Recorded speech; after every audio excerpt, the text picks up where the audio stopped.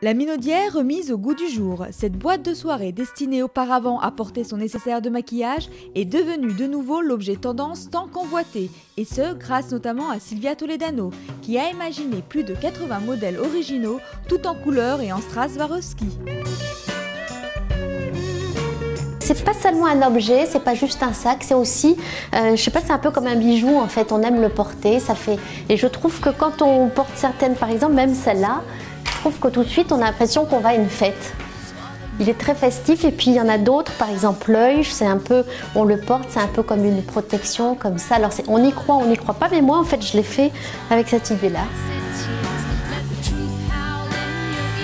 Ça c'est Eternal Love en fait, parce que pour les bijoux maintenant je vais beaucoup en Inde et donc je suis allée visiter évidemment le Taj Mahal à Agra et c'est pour ça que je l'appelle Eternal Love. En fait c'est les motifs qui sont sur le marbre blanc.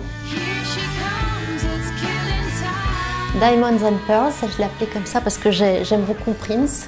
Et en fait il y a toujours comme ça des petits clins d'œil, en fait c'est toujours quelque chose d'un peu artistique. Et c'est vrai que finalement, les minaudières à l'époque, c'était quelque chose vraiment pour une femme et justement pour les grandes soirées. Et ce sont des jeunes filles qui, j'imagine, le portent avec un jean, à une jolie fête. Et ça me fait très plaisir parce que justement, c'est très détourné. Et c'est un peu pour les deux. Il y a le côté red carpet, évidemment, habillé. Puis en même temps, il y en a certains, même par exemple avec, je sais pas moi, le Peace and Love, ça peut se porter avec une chemise blanche, un jean, ce qu'on veut. C'est pas forcément avec du taffetas.